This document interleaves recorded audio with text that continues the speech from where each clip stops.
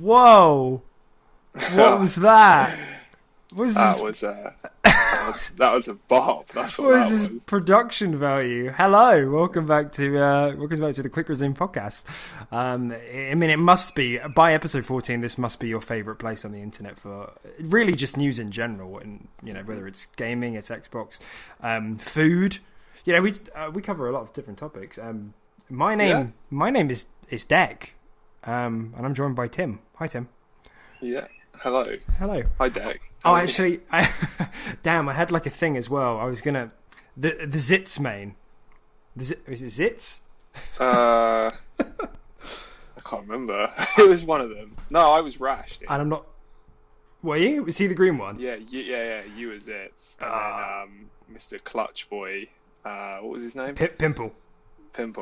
Yeah. This is why I bitched out saying it because I wasn't confident.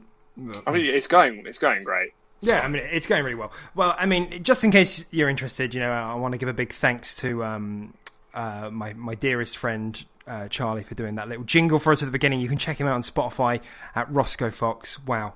Lovely little tune there will be. Thank you, Charlie. Yeah, that'll be, wow.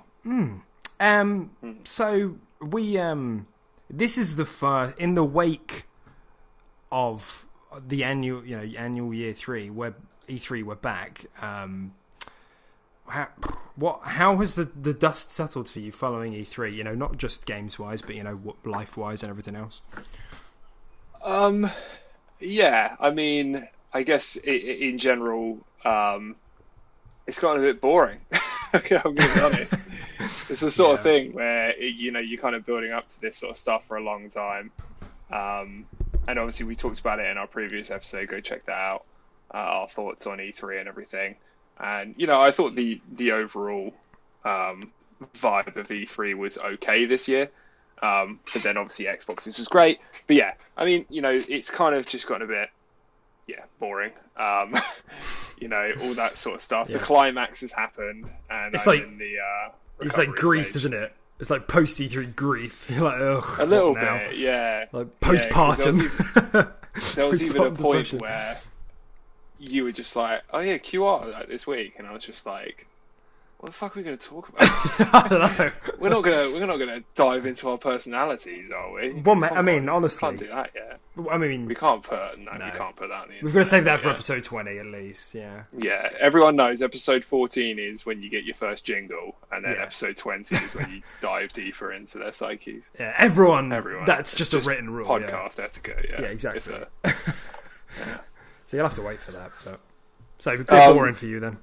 Yeah, but it was one of those things. I took a week off, hung out with all you guys, and watched E3, and now I'm back, and work just mounted up and up and up, and E3's been and gone. So I mean, it's not too bad. It's just busy at the moment, and I haven't really. I mean, we haven't really been playing anything new or exciting because nothing really came off the back of the E3 like instantly or anything. No stealth drops. We kind of been getting back into Apex a little bit gaming wise.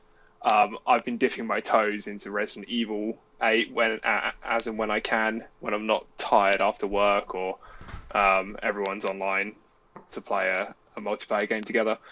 So I think I've done another segment in that game, so I'm probably close to the halfway mark maybe at this point, but it's quite a slow journey for me. I'm still enjoying it. It is a good game, but it's fairly short, isn't it? So that's, for me that's a good thing because the pacing is usually quite good on short games. So yeah, I actually quite appreciate a short game these days because I feel like if I were to boot up like an RPG around now, I know you're still playing Mass Effect and everything, but it would just feel like the biggest mountain to climb ever.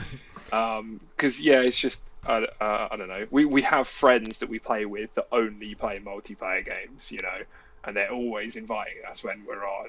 It's quite hard to just find a time and play a single player game. And they have more time than we do, seemingly. So they do, yeah. It's like a vacuum. It's like a time vacuum. Yeah, a couple of them have got part-time jobs or work. less for themselves, like freelance or just less. Yeah. So yeah, we definitely do work more and have that more consistent schedule and everything. But yeah, I mean, the be all end all is it's just a bit droopy, you know. Yeah, it's a bit droopy. It's a bit flaccid. It's okay, but it's just it's not as good as it was, you know, pre E3, you know. Definitely not. But what about you?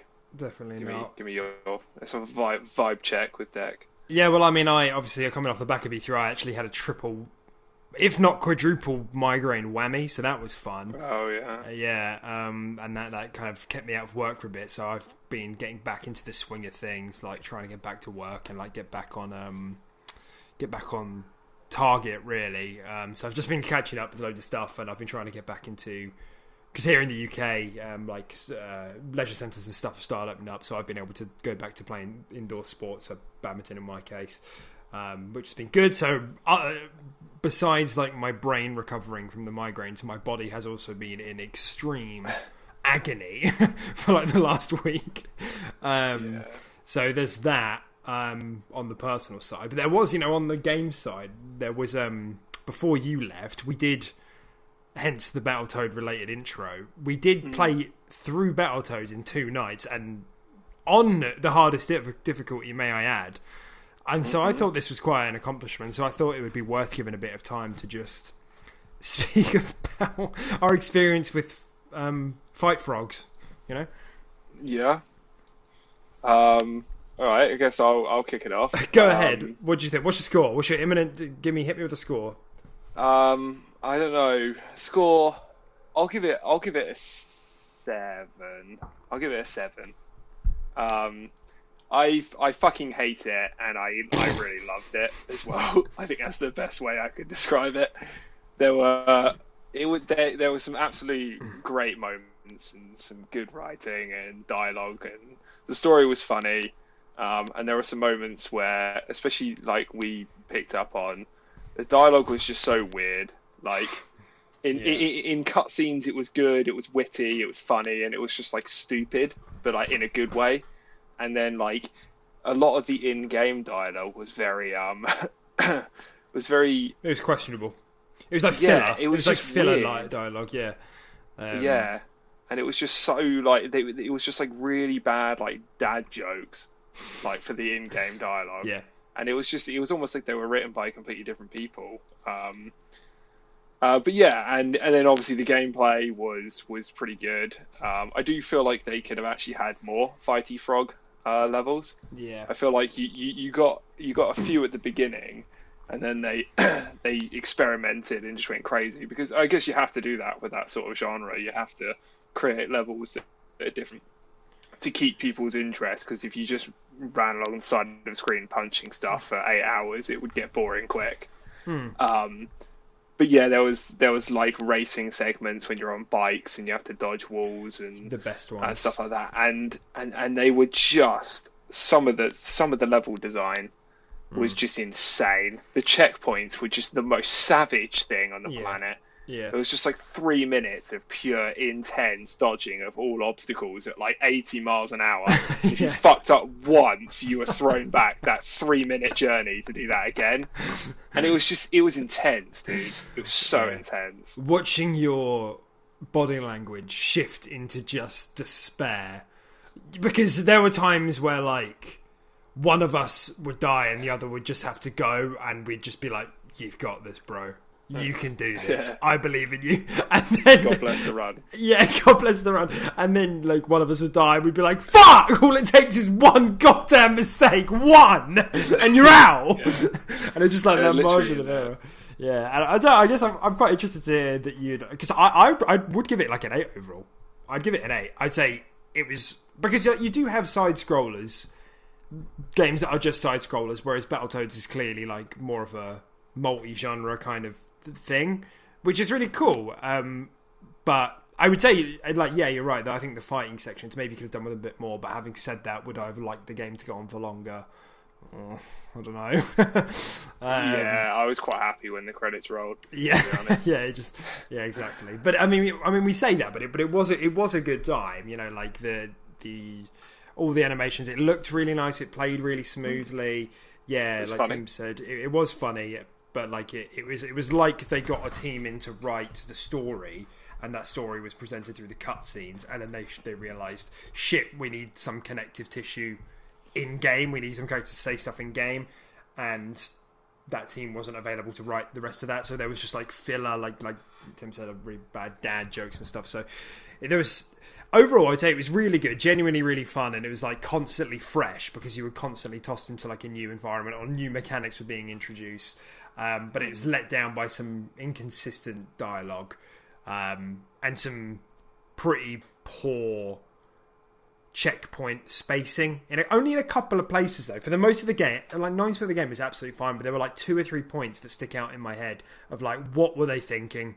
That was like a 20-minute... I had to do a 20-minute flawless run to get past that. So I'd say it's just let down by those 2 things for me, really. I wonder if it's... I wonder if that was difficulty related, though. I mean, I'm not going to go back and do it. I don't think I'll ever click on that fucking app icon ever again. Yeah, but I've uninstalled it. I wonder if you were to go into normal mode, if the checkpoints would be more forgiving. And if that's the case, it's still no excuse. I mean, that's not making your game more difficult. Just being like, half the checkpoints, it's hard mode. That's not making your game more difficult. That's fucking lazy as shit. Like, I get the feeling it wasn't. I don't know, but I do know that in the other difficulties, like medium and easy, there's like an invincibility mechanic where, like, if you die a few times, you get like a free 5-second invincibility, which would have been helpful, I suppose. Which seems a bit weird. It's almost like they designed it for hard mode and then were like, fuck. Like, when they made medium difficulty, they were like, I don't think 8-year-olds are going to be able to do this. Like, let's make an invincibility mechanic. So, yeah. There were some ridiculous difficulty spikes, but those spikes were only, literally, like you said, ridiculous checkpoint pacing. It just felt a bit stupid at times. Yeah. Oh yeah, it was just annoying, and it did ruin it a little bit for me. I probably would have bumped it up to an 8 if that sort of stuff didn't leave a sour taste in my mouth. But yeah, I mean, overall, it was a fun experience. And you know, when I play a game like that, I mean, we love a local co-op game. We tend to play most that come out. I know we did a bit of Guacamelee as well and Cuphead, but I know that we can't. Whenever I look and play a game like that, I can't help but compare it to Cuphead. And I mean, Cuphead was just far superior in like every way to Battletoads. In its level design, in its characters, in its I don't know, the difficulty. Don't get me wrong, I think I punched a wall a few times playing Cuphead, but like it just, I look back jelly on beans, dude. Yeah, those jelly beans on that that dragon's boss, yeah. This burnt into my memory.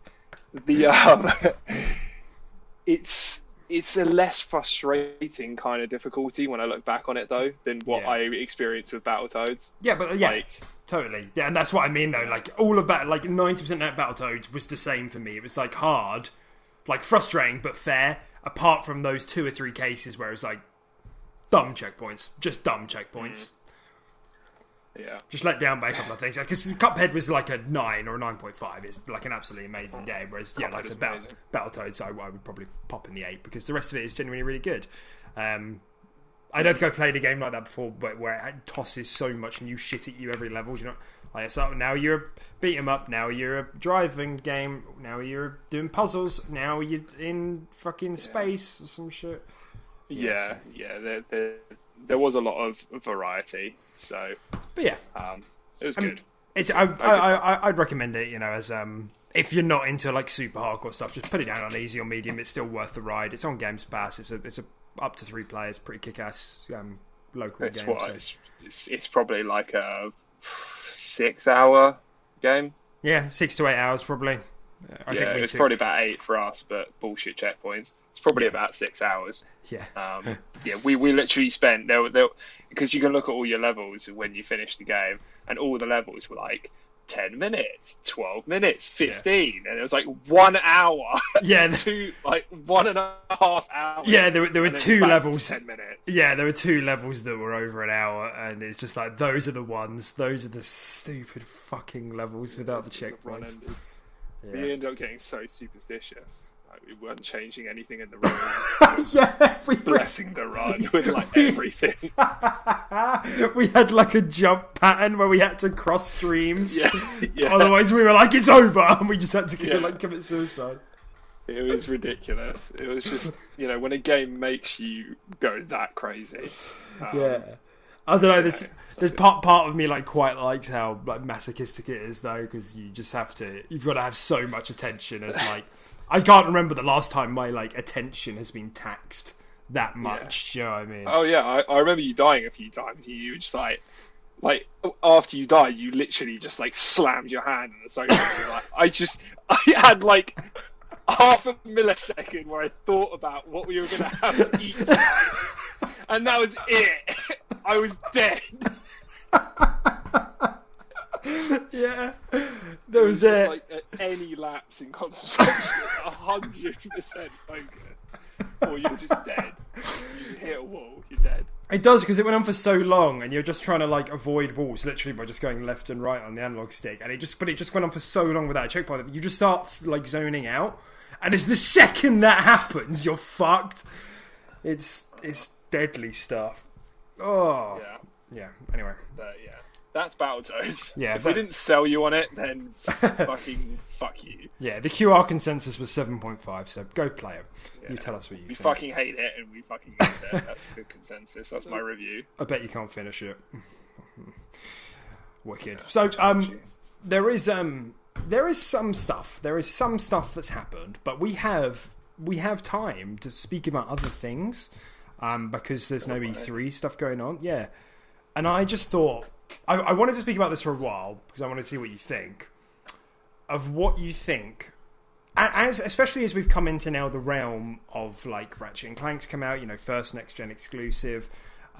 We've come into the realm of Xbox announcing, a handful of games that are just coming out in Series S and X over the next year, be it Starfield or Redfall, Flight Simulator quite soon. There's other ones that I'm missing. What for you makes a next gen game? Because people like obviously use this as a sort of a metric to decide when they should buy one of these consoles. Oh well, I only buy it when there's games on it that are fully utilising the power of these, the molten cores of the consoles. So it's just like, for you, what does that look like? What do you think? Battletoads, boom, sorted. Next question. Yeah, that's it. You thought we had time to talk on a very long topic? No. Battletoads. Already done. That's it. Tune in next week. See you later. I don't know. That's a really tough question. You kind of put me on the spot. Well, maybe it'd be easier to think. What have you played like in the past that you've booted up and you've been like, whoa, this is next gen. What was like turning point? Like when you moved to like the 360 or you moved to the One. Were there any games in particular that stand out to you as like, whoa, this feels next gen, whatever that means? I don't know, not particularly. I mean, I guess the most memorable game I had when I moved from 360 to Xbox One was probably Sunset Overdrive, for me. But I don't really know why. I think I was just really fond of that game because it didn't blow anything out of the water in terms of gameplay length or graphics or anything like that. But I don't know, I just really like the overall vibe of the game, which I think is that's why it's quite a hard question for what makes a game next gen. Well, I mean, there's a lot of stuff that just factors into it. I think obviously because of the increase on the price of these games, of being £65 pounds or dollars, where the hell you are in the world. Length does come into it. I want to buy a game that I know I'm going to get a decent amount of hours out of. I would definitely expect like double figures and up, like 10 hours and up for any single player narrative experience or anything like that. Yeah. I feel like if a game were to come out like The Order 76 or whatever the hell it was called, 1786, 1886, I don't know. Yeah, when that came out and it was like a 5-hour game, I feel like if they were doing that now and releasing games of that length and charging £65, I'd just be like, that's ridiculous.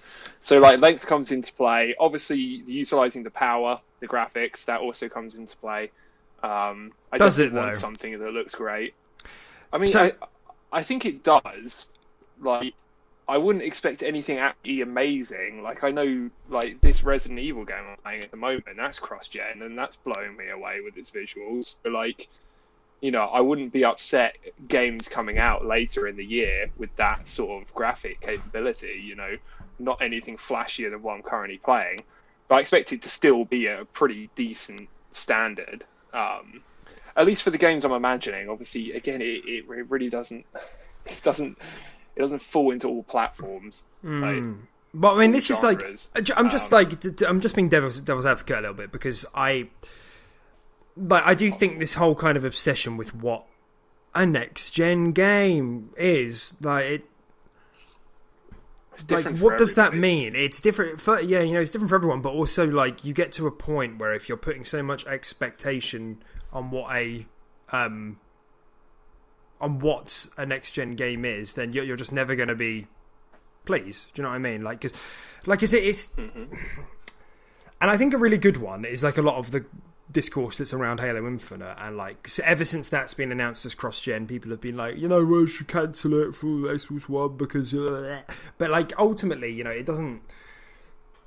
The only thing that this seems, when people are having this conversation about what cross gen is narrowing or hurting on the next gen consoles by developing cross gen, how it's hurting current gen consoles, is the scope. But like, it reduces the scope of a game, and because you can look at Ratchet and Clank at the moment and you can be like, fuck, that looks fucking, there's so much going on screen, this is like an acid trip, oh my good god. And there's like also a case to be made, like when you look at Ratchet and Clank and the thing of that, PS5 are pushing that as their big powerhouse.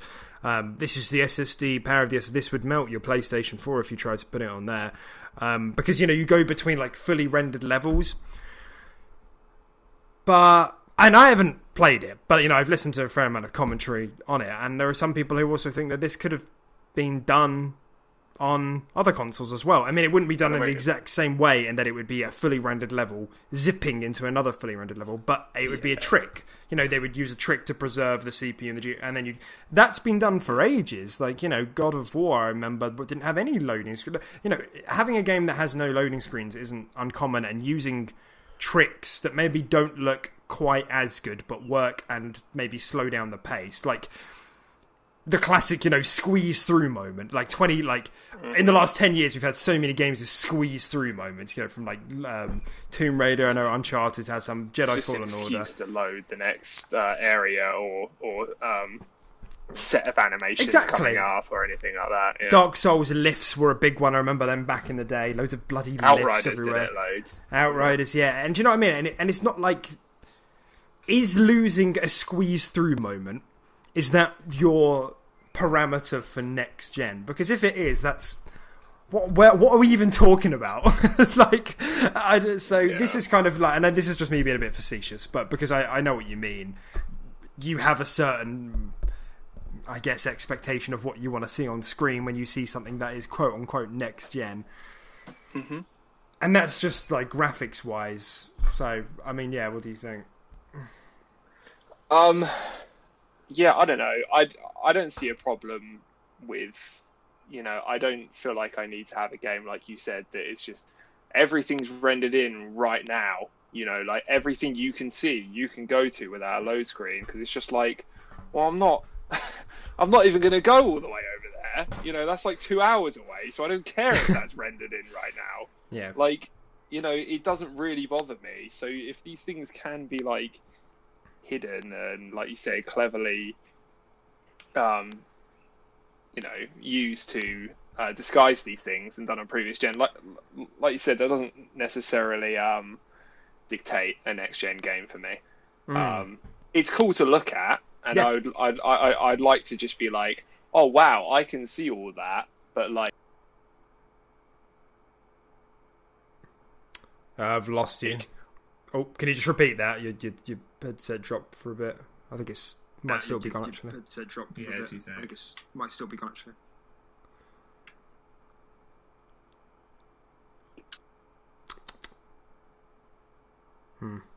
right, am I back? You're back.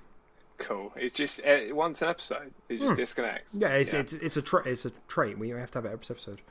Anyway, yeah, I lost my train of thought, but yeah, no, yeah. So I was basically just saying, like, it's cool to look at and to be like to picture, like, oh, that's loaded in right now, and that's all running on my game right now. But like, it doesn't necessarily need to be loaded in, and it's unnecessary to say it. It's almost like you're tricking the user into being like, this is next gen because this is all loaded in right now, even though you can't.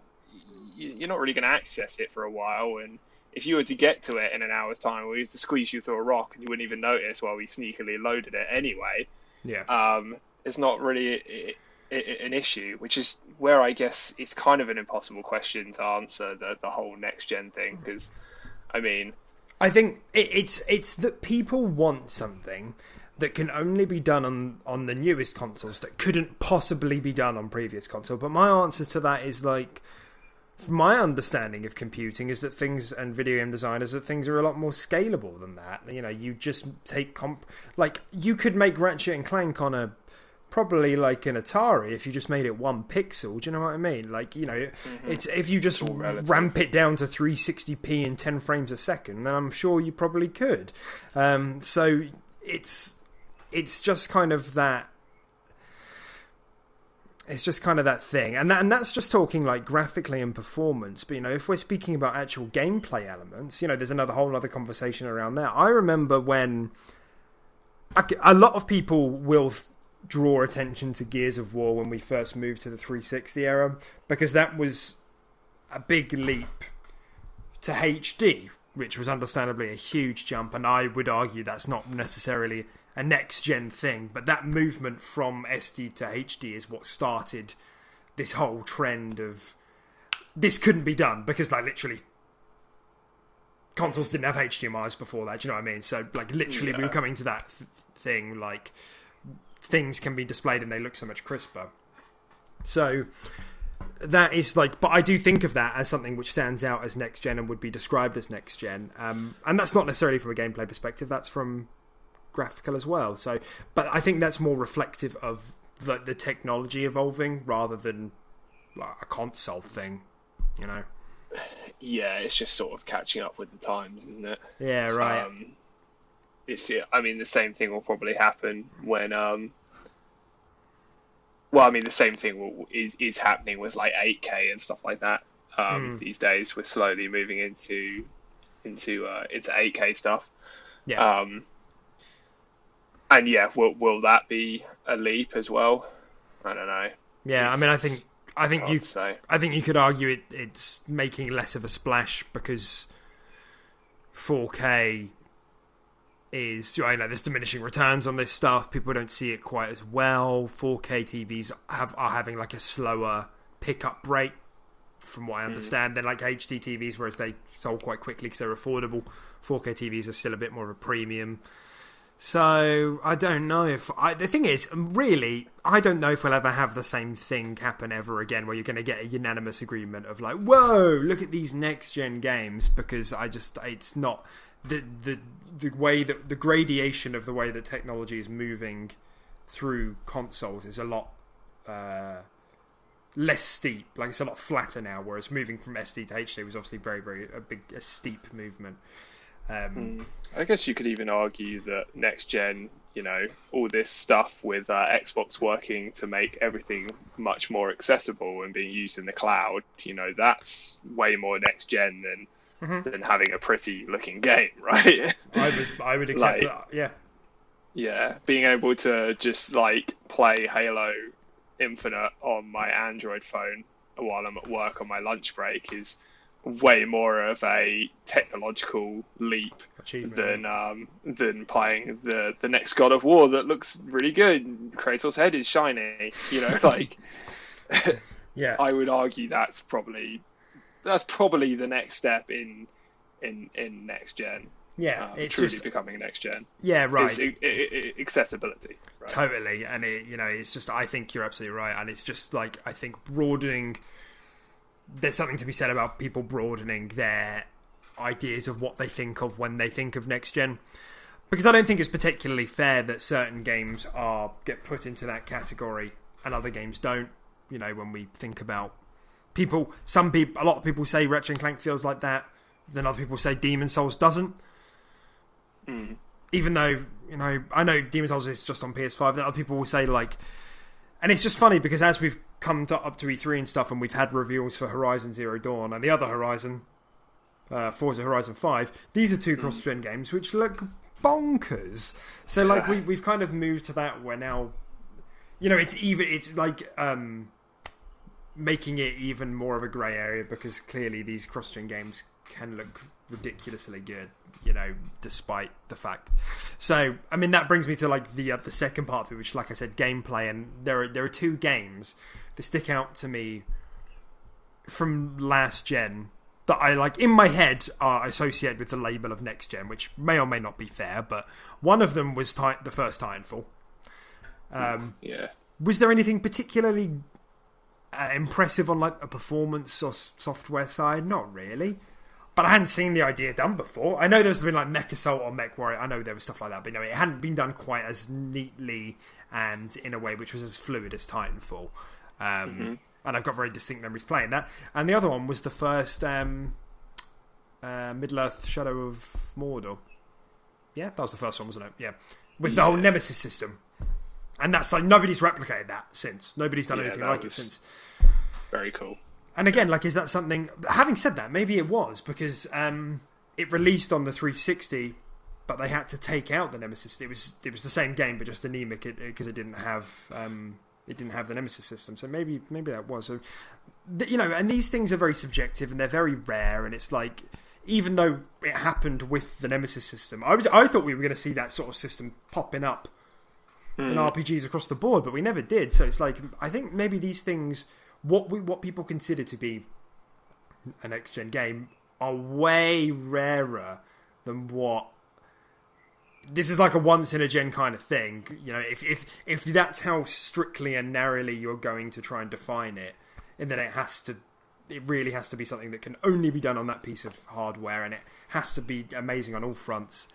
Or innovative on all fronts, it's going to be rare, and I just think recalibrating our expectations on that is probably healthy. Oh yeah.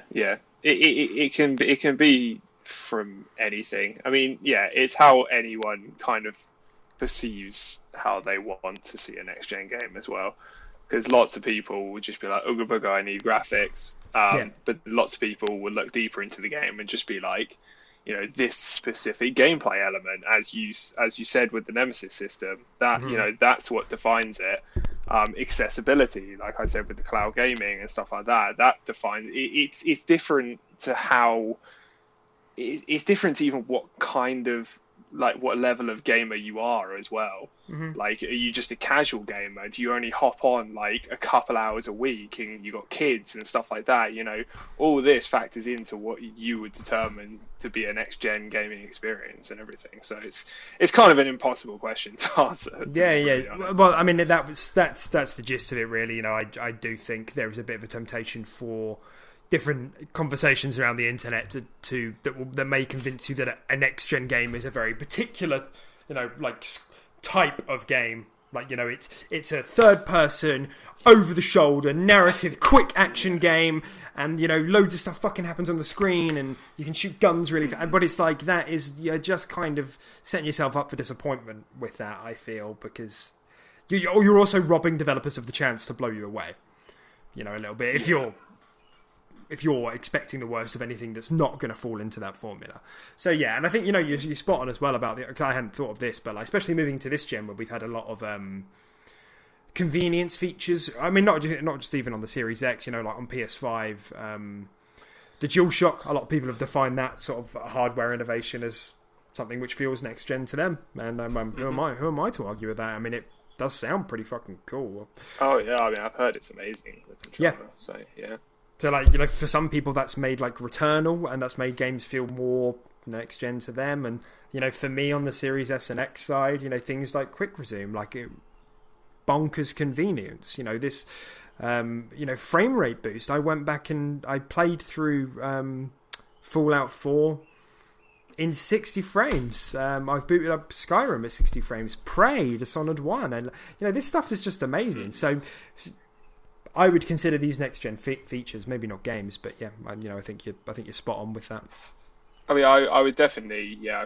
I mean, our podcast is named after it, but yeah, I would definitely agree that Quick Resume is 100% a next gen feature. I mean, that physically couldn't be done without an SSD inside the consoles, where the previous consoles didn't have that, so it physically couldn't be done. Like, no matter how much they might want to do it. So yeah, I guess right now, and speaking at this point, you know, it's not really a game that's defining next gen, is it? It's really just that piece of software, that little bit of convenience. Yeah, Wow. Absolutely. Well, there you go. That's our take on next gen games. Anyone who made it this far, let us know what you think your idea of a next gen game is. Maybe in the comments below. Yeah, and let us know of like a game maybe that you've played in the past that you feel to you had been a next gen game. It'd be interesting to hear. Mm-hmm. Excellent. Okay, so on to a couple of the news items throughout. Well, I mean, we are a bit late with the podcast this week, if you didn't know. So life got in the way. Life gets in the way. Life finds a way. Mm-hmm. Life finds a way to get in the way. I wanted to start by looking at a certain individual. Kim Swift was one of the original developers for Portal, and she's been involved in lots of other stuff for Valve. I think she was involved in some Left 4 Dead 2 stuff and Half-Life as well. She's been recruited, she's been hired by Xbox to help with their cloud service, particularly making cloud games or help games use cloud features. And it's been suggested, implied by GamesBeat and Jeff Grubb that this is for Kojima's game. Again, you know, supposed Xbox game. So, and I don't know if this is Xbox trying to make games use cloud again, or if this is just a focus on making XCloud more usable. Like, I don't know, because I mean, what would you think about Xbox going back to games using cloud? Because there's one game that sticks out to me in my head. Tried to use the cloud. Don't say it. And we it promise was you wouldn't say it. SmackClown. WWE SmackClown 3. SmackClown 3. Yeah. Yeah. You know the one. That game. So, I mean, I don't know what to think, because, I mean, we are 7 years ahead from when they announced SmackCloud 3, you know, so maybe there is more of an opportunity to use cloud stuff. I mean, what do you think? Like, do you see a future for like cloud integration with games? Mm-hmm. I mean, they were just saying all the stuff with Forza, the new Forza. So much of their scenery no, it wasn't Forza. Sorry, it was Flight Sim. They were saying all of their scenery, all of their trees, and like 17 billion trees or something are just being rendered like as you see them in the cloud. It's a good example. Like, they're not actually running from the game. So yeah, no, I can absolutely see that. Yeah, I mean, Crackdown fucking sucked that they didn't do it, and I'm pretty sure they just like ditched it as well. They only made it for the multiplayer game mode, didn't they? That it is always what they said, but they were always a bit vague. They just botched it. I think they said it would only. What did they say? I can't remember what I remember that they said it would only be available in one of the modes, and but they were quite vague about it, I think, to give them wiggle room in case they couldn't get it into, the single player or whatever, the campaign. Yeah. But no, you're absolutely right. Yeah, there definitely is. There definitely is space for it. I don't know how sort of like in depth it can be. Like if it's stuff that you interact with, like very often. I don't know how convincingly something like that can run in the cloud, or whether or not it's just used for like scenery and a lot of stuff that you're not necessarily interacting with all the time, but just helps the overall experience, enhance the overall experience and stuff like that. Maybe it's just that sort of stuff. But I mean, I don't see why a Portal dev would know so much about this. I mean, they help make Portal. What's that got to do they've been working at Valve. Cloud technology. They've been working at Valve for the last 20-25 years. So they've been out of game development for a while. They back in the day, they were a big part. She was a big part in the development of those games, but she's been in like cloud technology for Valve since. That's why. Well, that makes a bit more sense. I didn't realise that she actually worked in a cloud specific division for Valve. Yeah, it's just what the headline says. Portal. Everybody knows what Portal is. Yeah, I was about to say. I was just like, so what if she created Portal? Why is she going to help us with cloud technology? Yeah. You listen to this, designed Jeff. Peabody. Like, I don't understand. That title doesn't make any sense. Sort your shit out, grubby grub. Yeah, that title makes no... I read that and I was like, so what? The guy fucking who made Elex is going to fucking come out and help us make cloud technology. I wish. Doesn't make any sense. Yeah, actually, it reminds me, actually, have you seen any of the stuff about... There's been like a big conspiracy about Kojima recently.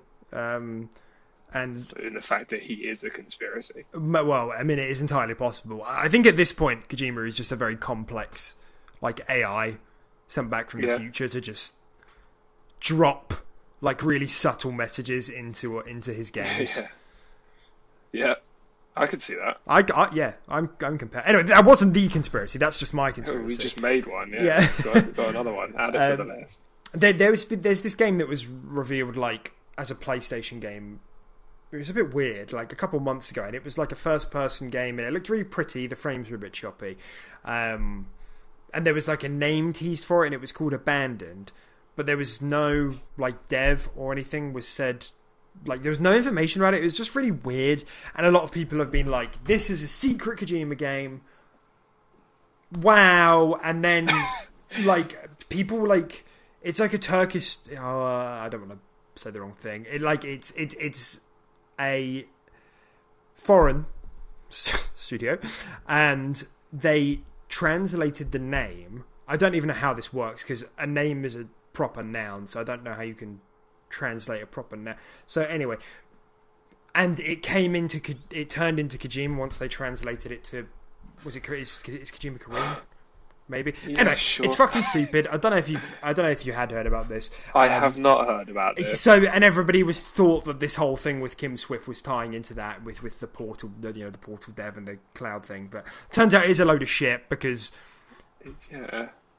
people were like going nuts about it. But it's like not a thing. The dev's like gone on camera and said, "Please stop." I've received so many death threats. Please do not go down this rabbit hole any further. Okay. And then so there was that, and then as the third Kojima story, wow. Yeah, I know. We know that, and we've spoken about this before, that Kojima is in talks with there's talks with the lawyers at the moment going on to try and get him to sign on for an exclusive game, and this game was supposedly the one that he was working on for Stadia,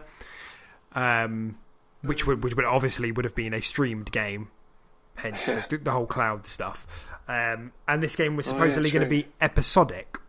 And this comes from an insider called Souls Hunt. I'm not very familiar with him. Apparently, apparently they've been fairly consistent. But they said Microsoft isn't going to buy the studio, so Kojima Studio. Sony would have refused the project because they didn't like the episodic format. Thoughts on an episodic format from Kojima? Well, I don't see why Sony wouldn't like that. It's just a cash cow, isn't it? Charge everyone for each episode. It's because it doesn't fit their mold. $65 per episode. Yeah. I don't know. I mean, I've never been one for. I mean, I guess by episodic format you mean in the way like Life is Strange is done, and that's right. And, like all those games like Wolf Among Us and all the Tales, that sort of thing. You know, it's not. You get like episode 1, you play it, and you wait for episode 2 to get released. I assume so. I assume that's what it means. Yeah.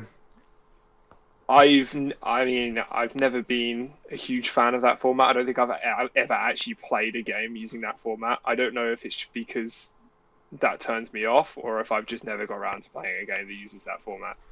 I bet it's just because there's an overlap between the type of games that tend to use episodes and the games that you tend to play, like it or don't. What are you trying to say? You know, bitch. You know, you're trying to say I just like bitch. I just like clicking on heads. Is that what you're trying clicking to say? on heads? Yeah. Yeah, you know, I mean, they're usually like not gameplay heavy games, are they? You know, they're usually like heavily cinematic, clicky games, click on dialogue games. So yeah. No, I agree. Yeah. So I guess if you think about it that way, that is kind of the only way I can see a game being done in an episodic format. I feel like it'd be really weird to release a game that's like action, you know, stuff's happening, and then suddenly it just cuts you off. It's like, episode 2 soon. It's just like, what? Yeah. You know, like you kind of have to have your hand held and be taken through like a story, I guess, for a game like that to work in that sort of format. Well, I mean, that's what but isn't that so interesting? It's so interesting that it's something that we literally cannot conceive. Like we can't even imagine, even though we're very used to the idea of episodes in TV. You know, it's just like, how the fuck does that even work? You know, it doesn't, in our heads, it doesn't make sense. I do think it's quite interesting because we all have like an idea of like what a video game should look like, and people tend to like react kind of badly to things that maybe fall outside of that. And there is a precedent for games to not do so well when they do leave that format. So, you know, it's understandable. Like, you know, the one that comes to mind is Hitman 2. They did that in episodes, and it was received critically very well, but commercially didn't do very well because the episodic format confused people. You know, I was the same. I always remember thinking the games looked kind of cool, but I was like, I don't really understand how this works, so I didn't even bother looking into it. Yeah. You know, but I think there's definitely there's a case to be made for experimentation with this sort of stuff, and if he wants to do that, go for it. You know, and like you said, I don't know. Does it mean? And because when we think of episodes, we think of, you know, one episode this week, one episode next week, and it might not necessarily even be that. It might just be 8 standalone installments that, you know, all get released at once. And if it is that, then I think I'm more on board than not. Because let's be honest, no one likes waiting. Like, no one likes waiting for an episode to come out. I mean, I know I'm waiting for the next episode of Loki to come out tomorrow, and it's really annoying me because I just want to watch it now. Yeah. No one likes waiting for the next Marvel movie to come out to continue and like continue the Thanos story and all that sort of stuff, that arc. Like, so it does, like, time gating does play a huge factor, I think. And I'm not really too sure meta. And I'm not really too sure like what the time period was between like Life is Strange episodes and like Wolf Among Us episodes. How long were they? I've no idea. It was like a decent chunk. I remember Caden, one of our friends, was literally just like, he played like episode 1 and he was just like, I've been waiting like a month or like 2 months for episode 2, like for Life is Strange. I can't wait to play it. And I was just like, I'd hate that. I'd be like, what happened in episode 1 again? I'd be like, I can't even remember. Yeah, that's a fair point. I mean, correct me if I'm wrong. I don't know the timelines of when those episodes were released. But I don't know either. The only proper like conventional episodic game I've played is Tell Me Why, and that was 3 episodes, and they came out week on week. So, you know, it was at the end of every week, and I don't think I think I played them over the course of like 4 or 5 weeks. You know, they were like 6 hours long a piece. Really nice length. You know, well paced, whatever. good games. Still free, I think, for Pride Month, by the way, if anybody wants to go download it, and still on Games Pass anyway, so just do that. Yeah, so I guess it does depend, but I think it's also quite interesting that we do think of these Life is Strange, Tell Me Why, the Don't Nod, the Telltale games, because that's just what we're used to. That's just what we see in our head when we think episodic. But I'm playing through Mass Effect, and I'm now on Mass Effect 3. And why can't I call that episodic? I have 3 fairly chunky games, maybe 15 hours long. Because they've on games a normal that have already playthrough. been released, Nick. And they were years apart when they were being made. No, but what's to stop this being a new game released today and then not calling that episodic? That's what I'm saying. The format, we're just used to a format of games which are released week on week. They're typically small size. I'm saying, why couldn't there be feasibly a game which is, instead of a 50-hour game, it's 5 10-hour games, but it's released all at once, and it's it's obviously set up in episodes, so it has its own themes per episode, gameplay elements per episode, yada yada. Yeah, that's my point. It's just that where I think of it as like an accordion. This is going to be my best analogy yet. Yeah, let's go. An accordion, and the way that we currently think of episodic games is when the accordion is squished. Pull it out, man. Of course. Pull the accordion out. Holy shit! Pull the accordion out. Pull the accordion out. Yeah. Just tweet that to every big developer. Just gonna tweet it to Kojima. You'll block me on the spot. No, he'd just be like, "What does this kid know? How does he know? How did he know that was my strategy? I've come from the future. How the hell did you know?" Yeah. So it's just funny that because I'm playing through them one after the other, and obviously it is episode 1, 2, and 3, and they do vary. I know their evolutions and their sequels rather than standalone episodes that are parallel, but it still kind of feels episodic. It still kind of feels like one is coming after the other. They're chunky. They're obviously very fleshed out, but they're not so different that I feel like I'm playing different games. You get my point. It's just that's what I'm kind of interested to see when as that kind of episodic format continues to evolve. Yeah. I mean, yeah, I'm always up for seeing developers try something new and be creative. I'm not against it at all. I even quite liked, when Quantum Break did its thing, where it mixed it with a TV show. I mean, actually, I didn't like it that much. It kind of tore me away from the game, especially because they were an hour long as well, the episodes. But, I appreciate the devs went for something new, and I still bought their game and played it. So, go for it, in my eyes at least. Yeah. And pull that accordion out. Pull the accordion out, exactly. Literally, if you want me to consult with you, my rates are quite cheap. 5,000 an hour. That's cheap. And I can give you so many music instrument analogies. For 5,000 an hour, I'd expect about 5,000 analogies. I can probably.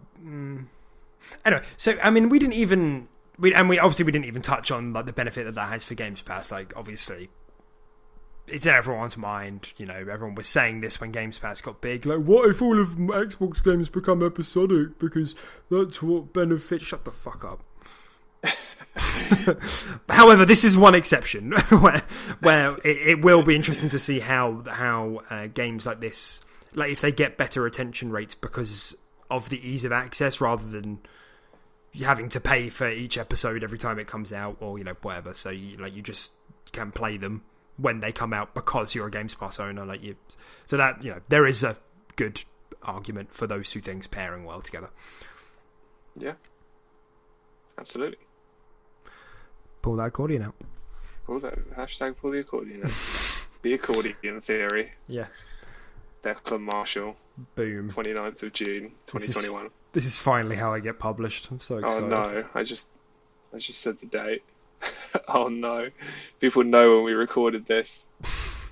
They know we're slacking. We're probably alright. Okay, we'll move on from Kojima before he snipes my head off. There was this is kind of cool. There was some nice stuff around. I think this was a last week thing, so we are slow on the news. I know, get over it. Sorry. Xbox said that they're like going to start having a like branding stuff. Like essentially they're just partnering with people for monitors and TV screens. But I think this is really good because if you've ever, I mean, maybe people just aren't as much of a loser as I am, but it took me maybe 18 months to land on what TV I wanted to buy, just because it's quite confusing, especially if you're someone who enjoys like premium tech and like premium gaming. Like the language is really genuinely quite confusing. You know, is it 4K? Is it UHD? Is it HDR? HDR10? HDR plus? VSS? Who knows? Like, it's really confusing. So I think it's nice that Xbox are like, people do not have the attention span for this. We'll do the legwork. So they've partnered with a couple of people for, you know, monitors and TVs. I think Philips for the TV, which looks bloody lovely, by the way.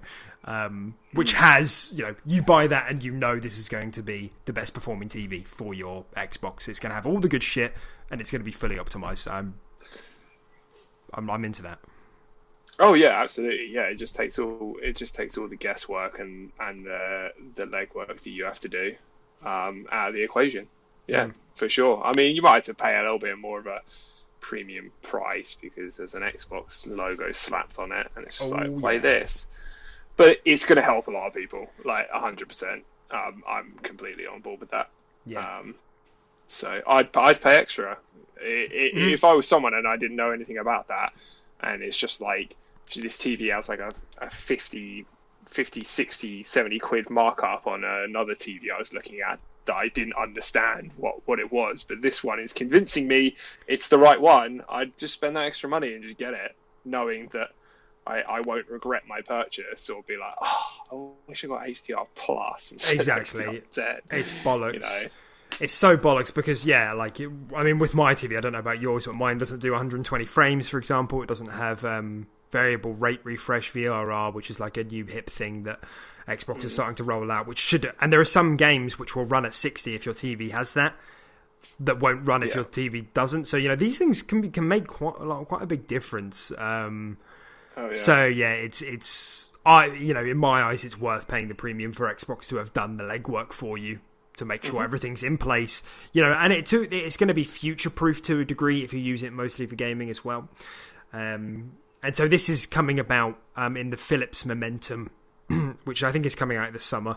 It's 55-inch. It comes with a built-in soundbar. Looks bloody lovely. It's got like a single standalone leg, which I actually don't know how I feel about. But yeah, it's got built-in soundbar at the bottom. And I think it was $1,500. So for us, that's what, £1,200, maybe £1,300. So I mean, it's pricey. It's a pricey TV, but it's not so premium that it's unobtainable. You know, it's not. It's not hyper premium. Yeah. So yeah, that's and that's they're gonna start slapping the like a made for Xbox kind of logo on stuff, so you know when that's around, which I think is really, really nice. Yes. XCloud. Do you use XCloud still? I haven't for a while. XCloud shit! XCloud. It's not next gen. What was I saying earlier? Yeah. It's shit. No, I did use it a little bit when I used to work in my office, a little bit. And I had, you know, sort of lunch breaks, you know, 45 minutes away from my house, so I couldn't just, because right now I literally just like lunch break, I swivel around on my chair and turn on my Xbox. But like back then I couldn't do that, so I did do it a little bit back then, but I haven't played it or used it for quite a while. Yeah, cool. So it's if you ever have used it, you will have noticed that sometimes you won't notice on things like resolution and probably even things like frames, because that'll be bottlenecked by your your internet speed and whatever your phone displays, depending on what phone you have. But things like loading speeds, you might have noticed, and that's because the server blades. And by the way, people throw around this language like I know what that means, and I don't know what that means. So I had to figure out do you know what that means? Kind of. Well, so this is what I read, and then after finding out, I understood. But people said XCloud has Series X server blades. Series S server blades. But very recently that got upgraded to Series X server blades. What do you think that means? Do you think it's some sort of fancy cyberpunk installment into Phil Spencer? Because that's what I thought. I mean, I'm guessing a server blade is some kind of it's like some kind of instance that the game sort of runs on. Because I mean, essentially you're playing it on a VM, aren't you? What does that mean? A virtual machine. Right. It's kind of like that's what you're doing. You're kind of remoting onto a cloud-based instance or virtual machine that has the capability, the power to run these games for you and stream it to whatever device you're remoting onto it from. It's sort of like a similar thing. I've done something similar for work for like our remote editors and stuff like that, because their PCs aren't like strong enough and stuff like that or anything like that. What they do is they just remote onto a virtual machine that I built for them in the cloud that has all the programs installed onto it, and then they just do the editing on that, remoting from their PC. So there's their PC's not using any of the hardware. Very sort of thing. Clever. So I'm assuming a blade is some kind of instance that these things are run on. No, you're wrong. It's just a new set of knives branded by Xbox. Oh, no way! The Series X my knives. fridge. Yeah, exactly. It's amazing. I should have just asked you, dude. Yeah, exactly. So yeah, it's running off Series X hardware. So now when you're loading stuff on XCloud, it's all fucking zippy and stuff, which is really nice. And that just rolled out this week. So before that, stuff loaded slowly, which I did notice because I played Hollow Knight a little bit. Only a little bit because it was a terrible idea, because Hollow Knight is obviously quite a snappy game. There'll be some input lag. Yeah, but I did notice the loading difference. So, yep, it's nice to see that upgrading, because I think it's really nice, and the interface now, especially now that it's on Mac, because that's a big thing for me, and that kind of will come onto our next story as well. I don't have the option to use Remote Play off my Mac yet, because you have to use that on the Xbox app, and there's an Xbox app on iPhones, but not on a Mac.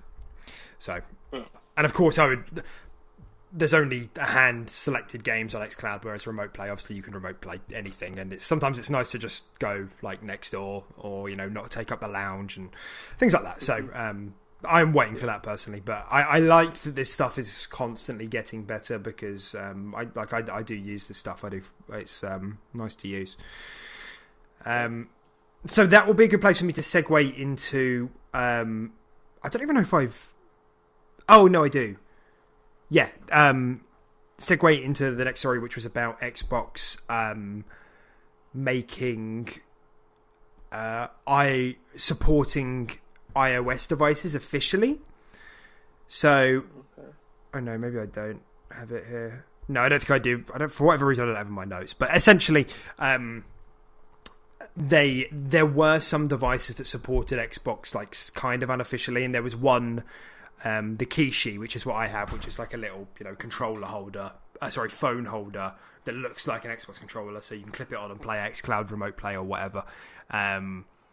That was like the one that was sponsored by Xbox, but now they've like expanded their range for like lots of different iOS devices, which does nothing other than cost more, and you get an Xbox button on it, and the letters are the right way around, which is quite nice, because my brain properly shrivels up when I'm holding something like a Switch, but it's an Xbox, because my thumb thinks A is on the right, but it's not, it's at the bottom. So it is nice when the letters are the right way around. I say right way around, when they're the Xbox way around. That, because otherwise it really does throw me off. So, yeah, I mean, this makes no difference to you because you don't have an iPhone, but, I mean, have you looked into any of these little devices at all? I guess you probably don't need to, because you don't use it that much. No, yeah, I don't really use it that much. And when I did, I mean, I just used the Bluetooth controller. Yeah, yeah, yeah, and I go back and forth on this. Sometimes I do, but sometimes pissing around with Bluetooth is just really annoying. You know, sometimes it's just inconsistent. I can't do it without turning my Xbox on, which is annoying. Okay. Do you know what I mean? Because if you go next door, you have to turn your controller on and then hold the sync button, and then that starts pairing. But by that point, your Xbox is already on. I see what you mean. I find that a bit annoying. I mean, I just have a standard Xbox controller. Obviously, one of the newer generation ones that have Bluetooth. I don't use like my Elite V2, so that one isn't actually synced to my Xbox at all. Oh, it's not paired to anything. Right, no, fair enough. It's not paired to anything. Fair enough. Yeah. So I got a clip a while back. You know, some of those clips that were, I mean, they're still popular, but you know that you hook onto the back of the controller and then it holds your phone up. Yeah. I've got one of them as well. But I generally find it's not as comfortable. Even though I'm using my fancy Elite 2 controller, it's just a bit wonky to use, and the Bluetooth thing is annoying, so I just end up using one of these clips. It's just so much more convenient, you know. But that's just me. Cool. So more support for iOS. I like that. Philly, please give me an Xbox app. I tweeted him just the other day. Nice. Yeah. Follow our Twitter. Yeah, follow our Twitter. Is that the first time we've ever said that? I don't know. We tweet funny things like that. Yeah, haha, funny. Long hashtag. What was it? Long accordion. Longer accordion. No. Stretch the accordion. You stretch the accordion. Yeah, there's that. I'm gonna have to pull out the accordion. Pull out the accordion. Yeah, it's clearly very memorable. Yeah. Fantastic. Inside Infinite. Everyone's most anticipated. It's a little game. It's a little, tiny, small indie game coming out towards the end of the year. Don't know if you've heard of it. Inside Infinite, obviously, 343's little monthly blogs that they do going in depth on certain elements of the game. They did one just last week, which was quite surprising considering they just had a big blowout E3, but hey ho. I have taken the liberty of compacting this information for you, our listener. I mean, yeah, for you, Tim. Oh. Oh god. And essentially, it was a lot of talk about like companion apps. Like they're making a lot of companion apps for it. You know, change your armor, look at your armor. Oh, look at my Spartan. Oh, things like that. You know, well, I'm not downplaying it. It's just fucking funny. And they did, however, the more exciting stuff is they spoke about the seasons and how that's going to work, which is really nice because of many of the games as a service games that I've played, I think Apex has one of the best approaches to how they keep things kind of fresh, even though I would say they're a bit slower than they should be. I like this kind of cadence of having a battle pass that lasts 3 months, and that's the theme, and everything within those 3 months, you know, the smaller events are based on that theme. And it's just nice. It's just a nice way to... It gives people enough time to sort of get immersed in it and enjoy it, and then, you know, by the time you get bored of it, something else changes. So 3 months is a really nice time, and I'm happy with that. And the first season is going to be around the Heroes of Reach, of Halo Reach. Nice. That's a cool theme. Yeah, which is why the graphic for E3 had like a meal on it and some of the Halo Reach Spartans. Oh, hey. Yeah. So nice. Not only that, they said that the armor available within the seasons are going to be canon armor sets, you know, as a normal stuff. So the good stuff, but canon stuff. That's cool. And then they'll also have events that they call fractures, and in those events it's going to be the, you know, the wackiest stuff, the non-canon stuff, the samurai set, for example, that we saw in the multiplayer trailer. So this is really nice. You know, I think this is a really nice way to move away from that kind of military focus, even though everyone's gushing over the armor in Halo Infinite, and it does look great, but I like to see the artists be able to flex their muscles a little bit. And, you know, that samurai armor look fucking dank. So it looks fucking awesome. Yeah, no, that's great. It kind of just it scratches that itch for people who want to stay like canon to Halo, and they don't want it to be, they very much want it to be in that line, and not go too crazy with it. But then it also, benefits the people that like the more wackier stuff and don't really care that much about, this isn't canon, like this isn't this type of armor. It's just have fun with it. It's just best of both worlds, isn't it? It caters to all your types of players. So I'm all for it. Yeah, that's cool. Yeah, and I think I'm somewhat happy to hear that. Because you can imagine like different types of events where like the samurai set is probably going to be like a Japanese set. You can imagine there being all sorts of different ones, really, based on different things. And it's just a nice way to integrate sort of traditional stuff and wackier stuff for sure. Yeah, absolutely. On the topic of Halo, do you remember that there was meant to be a TV series, a Halo TV series? Do you remember about a Halo TV series? I remember that a long time ago. Yeah. So... Forward to Dawn sequel? No, it's lost both of its showrunners. Oh. It's so dead. The TV series is so dead. Why?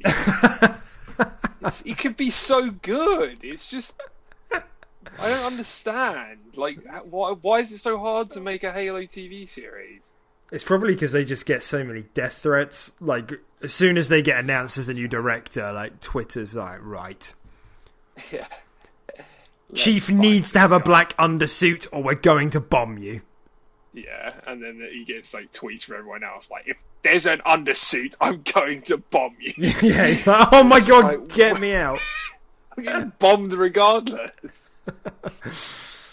Yeah. Yeah, no, I don't know. Yeah, that's really sad because I don't know about you, but I actually really liked the Halo movie. It was alright, wasn't it? Do you ever watch Forward Onto Dawn? I did watch it. Yeah, it was alright. And they did. That was like fan made, wasn't it? It was like done in episodes and uploaded to YouTube, and they edited it together for a movie and put it on Netflix. And oh, did they? Oh, I didn't know that. I did watch on Netflix, but yeah, it really wasn't bad. It was good. Yeah, it was good, man.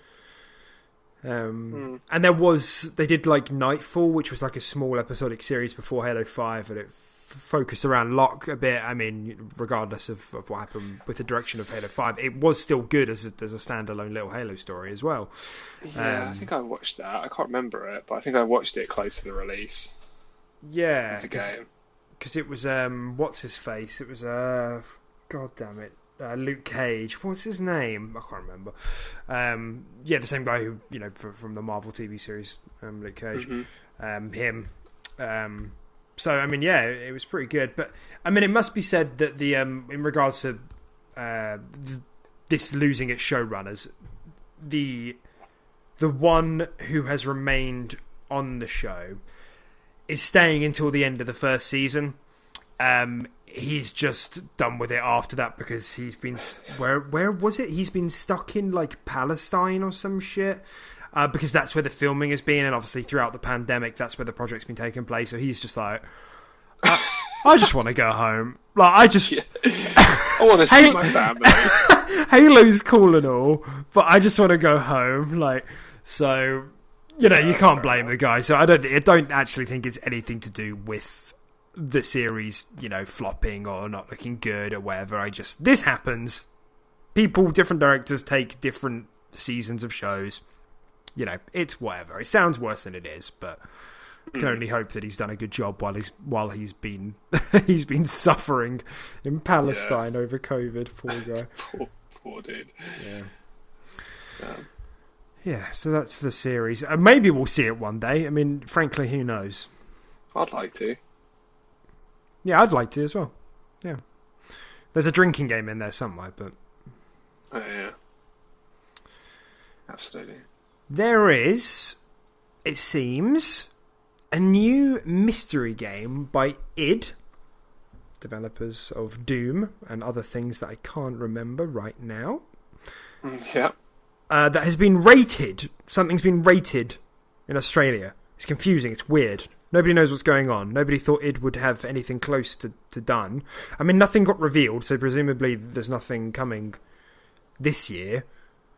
But there has been speculation that this could be something to do with Quake. What's Quake? You never played a Quake? I know. I've played Quake. I know what Quake is, and people who watch this podcast who are older than me are going to be rolling their fucking eyes so far back they're going to be looking into their frontal cortex. But I don't know really. I know it's like an arena shooter. What's the difference between Quake and Doom? Tell me.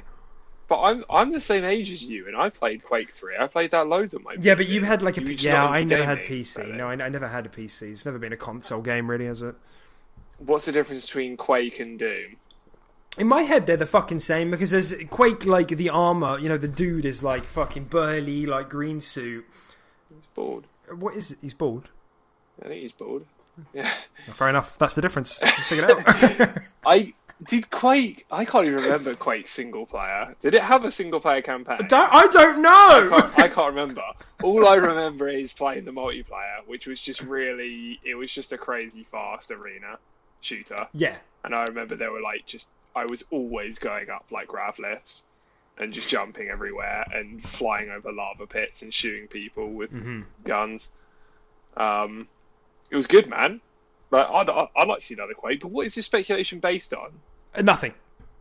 People were just like, rated, something's there. Quake, fuck it, put it out there. Print it. I want it on my desk by Monday. Yeah, literally. I don't think there is anything, really, because I guess it'd have like a very small, like pool of IPs. You know, there's like they started with Wolfenstein and now it's Machine Games doing that. They obviously Doom.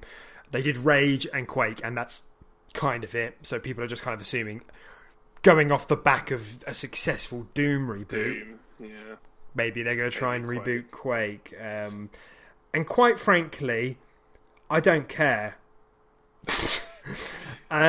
Because Doom 2016, for as great as it was, it did have a multiplayer section, a component, and nobody cared. No one really played it. So I don't know. Are we just like past the age of like the traditional arena shooter? Like, I don't know. And because to be honest, I wouldn't care. Like, I mean, maybe I'm fucking wrong. Maybe they could blow my mind with it, but the idea of like a buffed up, you know, 2001 Quake game in really nice graphics is like, okay, but like, so what?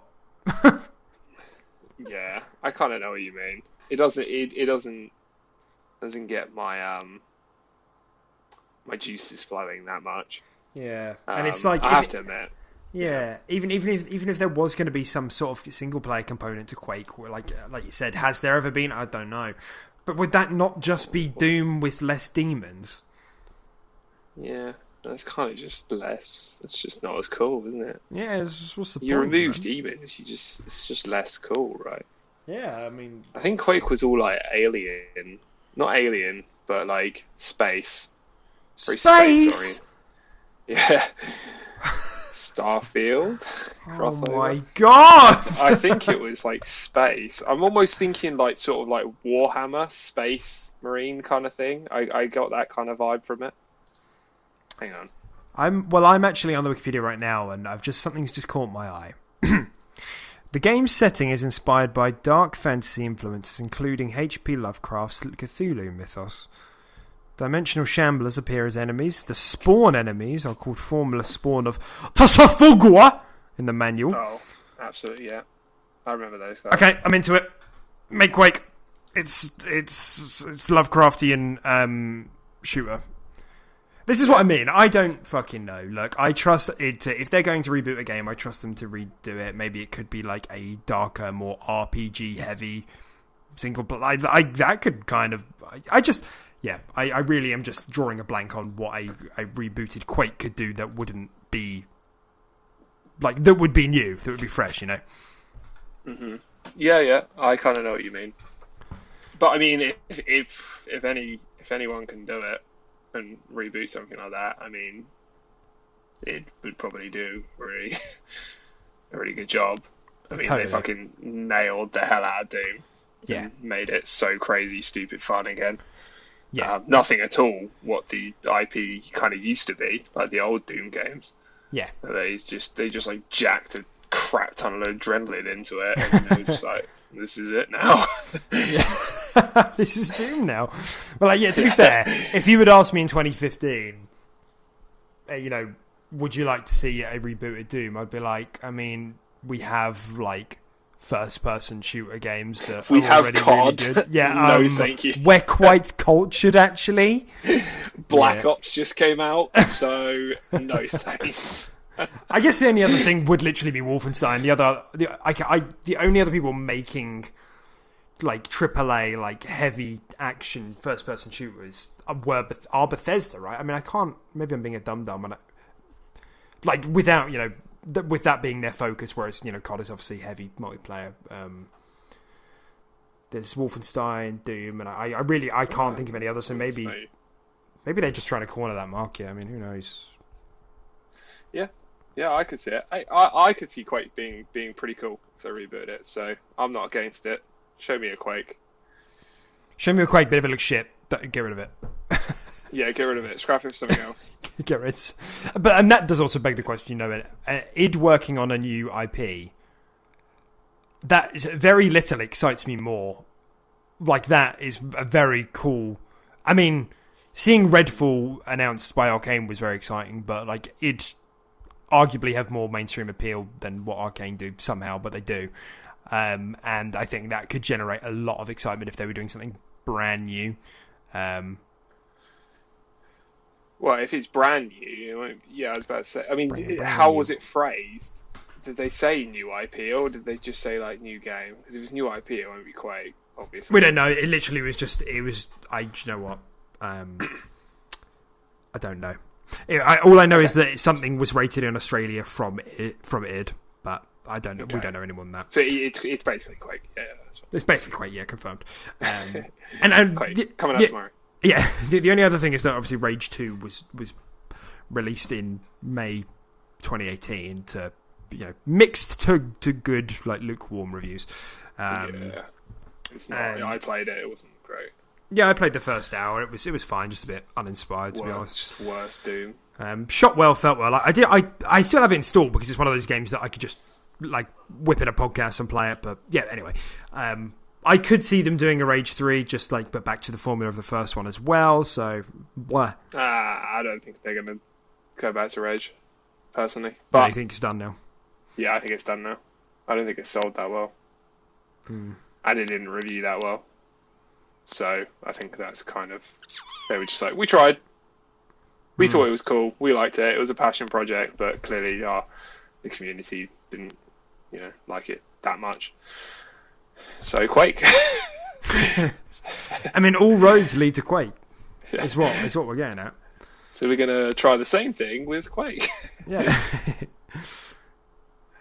Yeah. Cool. All the higher ups are like, can we just not like roll the dice on all these old games, please? This is our money. This is our stonks.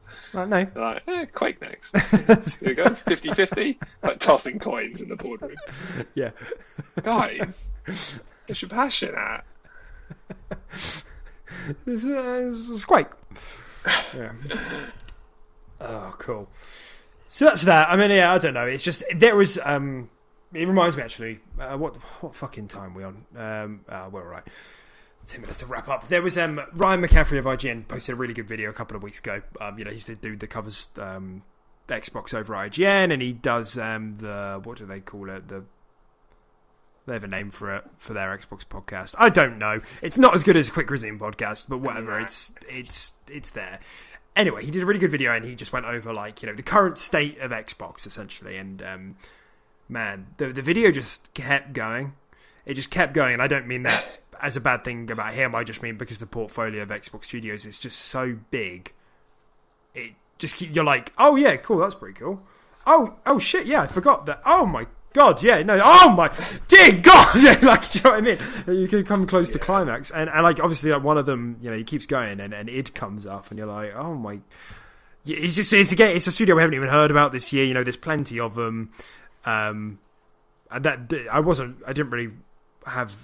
wasn't going anywhere with this, other than that there are lots of studios like that are really good now that Bethesda's under Xbox that we're not going to hear anything for. But then you'll get reminded that Xbox own them, and you're going to be like, oh yeah, shit, they're probably going to spit out an 85 or 90 Metacritic game, probably like next year. like we haven't heard anything about it. So yeah, it's just they're all just like behind the scenes. We haven't heard from them in years. They're just like giggling themselves, just like making the best game ever. 2023 is our time, boy. Yeah, they haven't even spoken about us yet. Yeah, exactly. Yeah, so it's just cool. And like coming off the back of that is a good segue to sort of close the show out. Really is and it's not related to Xbox, but I'm going to talk about it anyway. So sue me. Sue me! They will. Today, Sony bought Housemarque, the studio who made Returnal and Resogun. Oh, wow. They're acquired today, or is it now? Well, it was announced it's today. Just like, you made us a game that we quite liked. We're now buying you. Yeah. We own you. Just put a collar around their neck. Little tag. And supposedly, when that went live, Sony Japan Twitter posted exactly the same graphic, but for Bluepoint Studios. And Bluepoint's the team that did Demon's Souls remake, Shadow of the Colossus remake, and the Uncharted collection as well. So they've been, close to Sony for a while doing remakes. You know, that's what they're known for. They're known for doing proper good remakes. So that's not official yet, but that was posted by the Sony. You know, it was live for like 30 seconds, but you know, it's on the internet now because they spotted it. So we can't. Nobody's really sure if it's like fully true, but it's pretty sus. It's a sussy backer. No. It's just. God's sake. Yeah, that's pretty cool. I could definitely see them doing what they did with Demon's Souls with Shadow of Colossus. They've never done it. Huh? they did that. They did. Yeah. No. Just do it better. Remake. Yeah. Again. Yeah. Yeah, they already did that. Yeah, they did do it. And to be fair, that actually did look pretty good. For whatever reason, I saw it as a bit of a half-assed remaster, but now it actually was quite a nice looking one. Yeah, I mean they do bangers. Bluepoint do remake bangers. I don't actually know how that one was received. I think it was received fairly well, wasn't it? The remake Shadow of Colossus. Yeah, I'm sure it will. I'm sure it was.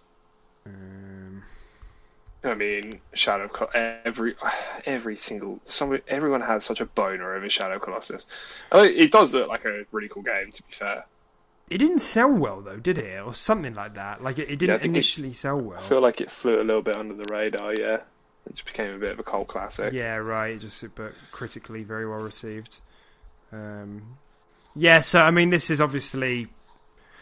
I'm not going to call it a response to Xbox buying up, but I think this is Sony somewhat looking at the talent around, picking some reliable studios that they've already worked with, because Sony tend to do this. They tend to get like focus in on a set of studios and work with them to the point where they're almost pretty much first party anyway.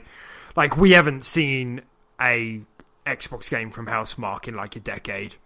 Bluepoint's like the same, because they just like consistently do exclusive deals with them, and I'm not trying to say that like a bad thing. It's not at all. That's just what they do. That's just their process, and they clearly are realizing if we don't get more bullets in the chamber, so to speak, there's going to come a point in 2023, 2024 when Xbox have a big game coming out every 3 months, and we don't have one coming out one every 8 months, so they're just going to be outpaced. So this is I'm not surprised at all that this is happening. Yeah, that makes sense. Yeah, it's a smart move. Smart move from them. Fair play. Now, there was on the sort of closing off on this topic, there is something to be said about there has been a lot of bitching. A lot of bitches. No. Yeah, there's been a lot of bitches.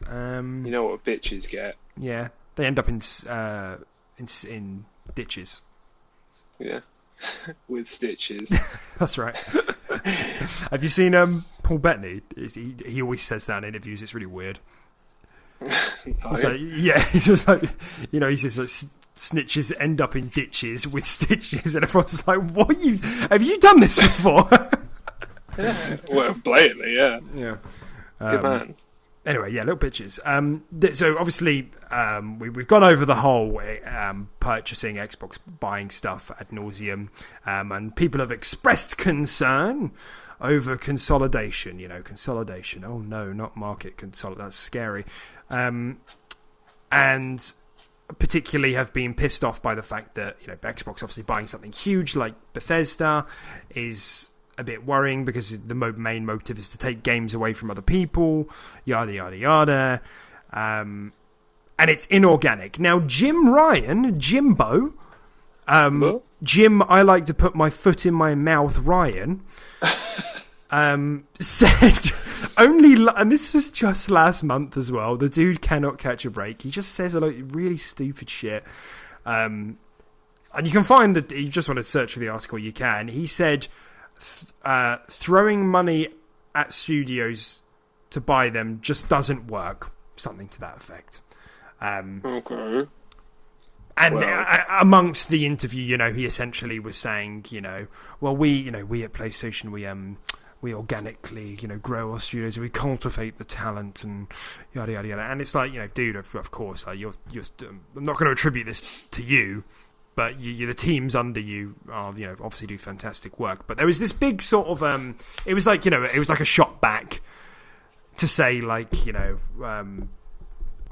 inorganic growth is, you know, really not good, because, you know, you're just throwing money at teams and that doesn't necessarily make quality, you know, whereas we over here, anyway. So it's just funny that he's literally on record saying that 1 month ago, and then they're buying 2 studios inorganically right now, and it's just fucking funny, man. That is, yeah. What a dude! What a bitch! Yeah, what a bitch! Jimbo foot in the mouth, Ryan. It's I don't know how he keeps doing it. I don't know if he's just. I don't know if it's an accident or if it's on purpose. I really don't know. But and then, you know, there's a case to be made that people will say that, you know, because Sony worked so intimately with these studios anyway, they were, you know, basically already first party. But I think it's a bit unfair to say that when you can kind of look at the history Xbox has had with Bethesda. You know, like Morrowind was exclusive to Xbox. You can't play that on any other system. You know, Oblivion was, I think, timed exclusive for a long time. It's well known that, like, Fallout, was it Fallout, or maybe it was like more, maybe it was earlier than that. That Xbox worked really closely with Bethesda to get those games in the console space, not even just on Xbox. You know, they designed it. We may not have ever seen Bethesda sidestep into the console space if it wasn't for Xbox. And, you know, that's just in the past. You know, more recently we've got things like mod support, which Xbox supported and PlayStation didn't. We've got things like Bethesda's support for Games Pass. You know, even as we get throughout the years, there has been like a clear partnership. So I don't, you know, to what degree, liking. Yeah, you know, and you can split hairs between what degree is acceptable for you to be like, oh, well, that's not actually inorganic growth. Like, where do you draw that line? So, you know, I'll just say to you that none of these studios are being, you know, taken over hostile, are they? You know, they have been agreed to being acquired because it provides them more resources, more financial security. This is ultimately a good thing. Congratulations, Housemarque. Congratulations, Bluepoint. If this makes your lives easier and makes you make better games, bloody well go for it. Yeah, exactly. They're not being held at gunpoint. Take our money! Like, it's like, yeah. They sit down and they think it over for a very long time, and they make the decision that's beneficial. Yeah. For both parties. Yeah, and, you know, I mean, it's like you said earlier, you know, it is. I think it is kind of clear that Sony were watching both these studios to see how they did with Demon's Souls and with Returnal, and let's face it, they both did really well. They both kind of smashed it, so, you know, they kind of made their case there. So, you know, I think I think a lot of it is kind of just fear mongering around this kind of idea of inorganic growth. I mean, I know Microsoft has been on an acquiring spree, but at some point, most studios were acquired. Of course, Bethesda is like a once in a lifetime kind of acquisition, and it's huge, and of course it is organic, but that's how that does happen. But there was a partnership and a history there, so yeah, it's just there's been some interesting discourse around the internet because of it, but yeah, it's good. It's good that we see this dick swinging contest now between Xbox and PlayStation in terms of growing their first party portfolio, because you can bet Philly's now he's back on the stonks. Yeah. He's on Amazon. He's having a look. He's adding stuff to his shopping cart into his basket. Yeah. So buy 3 for the price of 1. Yeah. Yeah. Yeah. No, it's good, and it only benefits the consumer at the end of the day. So stop bitching. Yeah. Yeah. I'm sure there is a critical mass where there will be too many studios that are first party, but we're not there yet. That's a bit of a slippery slope fallacy. We probably won't get there, so let's not worry about that. Let's just enjoy the fact that these studios are probably going to make better games. So yeah, that was that. Let's do it. Let's do it, man. All right, well, end on a good note. That's good. Yeah. Wow. I mean, I thought that was going to be a lot harder than it was in the postpartum E3 stage. There's still stuff to talk about. We even managed to have a whole part on our opinions. Like, oh god, opinions. Really? What was that? Well, that was the next gen thing. The next gen thing. Yeah, no, it's risky territory. Putting your opinion on the internet. Yeah, that was pretty crazy. This is either gonna blow us up or blow us up. Like, either one. The good or bad kind. Yeah. I will find a letter bomb in my mail. God. Shit. All right. Well, thanks for joining us today, everyone. If you've got anything to say, please slap it in the comments. If you've got any questions, man, ask us some questions. We're pretty cool guys. We've got stuff to say. We're very cool people. Yeah, we've got wrinkly brains. Exactly. And we need things to. We could have a segment where we talk about the things you ask, because E3's over. We need content. Give us stuff to talk about. We need content until next April at least, so... Yeah, come on. Share this with your most controversial friend and get him to comment. Yeah, exactly. You can tweet it at us. You can post it on the video. You can send me a messenger bird if you really want. Actually, no. I have to give my address away. MySpace. Forget that last one. MySpace is probably the best way. MySpace, OnlyFans. You can find me there as well. Quickresume.ttv.